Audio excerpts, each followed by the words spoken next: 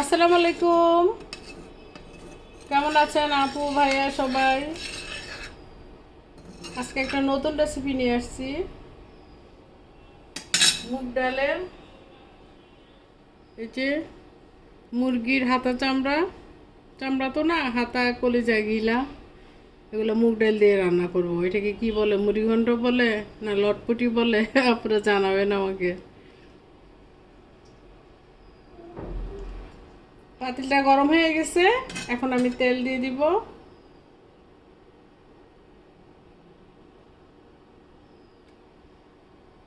তেজপাতা, পেঁয়াজ দিয়ে দিলাম।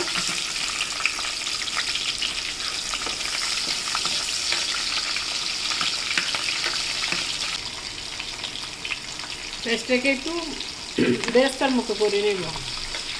পেঁয়াজ হয়ে গেছে পুরা, এখন আমি আদা রসুন দিব। আমি একটু আদাটা কম খাই। এই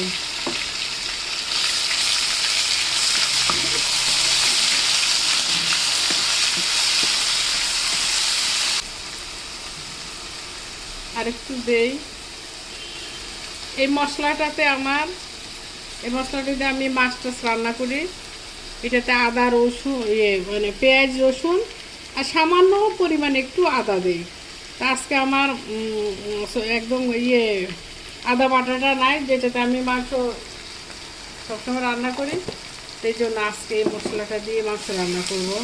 একটু আদা কম হবে, সমস্যা নাই, আদা আমি একটু কমই খাই।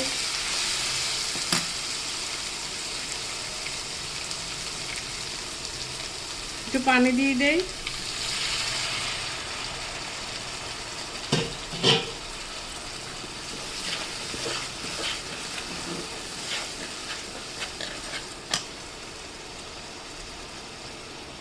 লবণ, হলুদ, মরিচ, আদা, হ্যাঁ, ধনিয়া, জিরা দিয়ে দিলাম।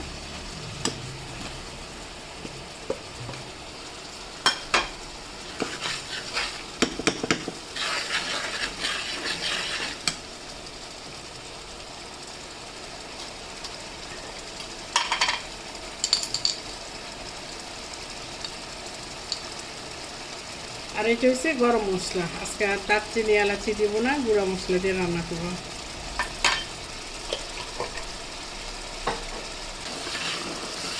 এগুলো দিয়ে দেই।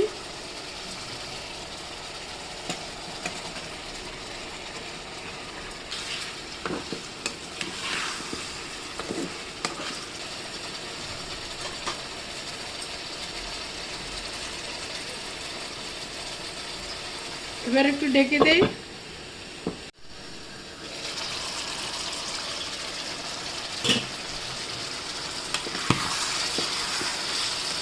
আমি লাড়া দিয়ে দিয়েছি 2-3 বার।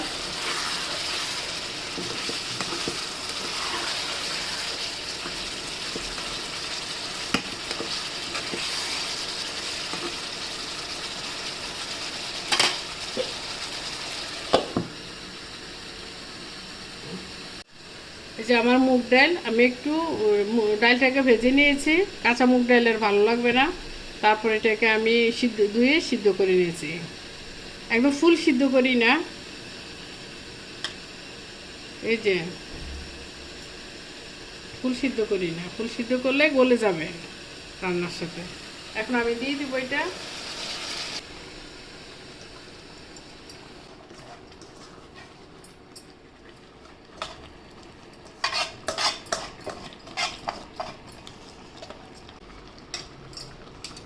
ডালটা ফুল সিদ্ধ করা যাবে না, 70% সিদ্ধ করলেই হবে, নাহলে গলে যাবে, খেতে ভালো লাগবে না।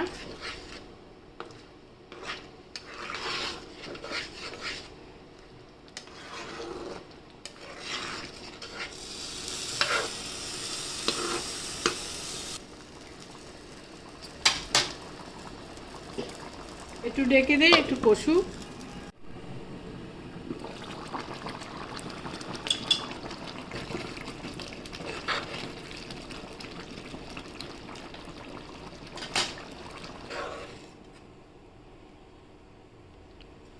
এবার একটু ডেকে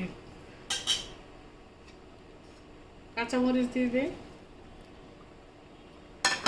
এবার ডেকে দিই।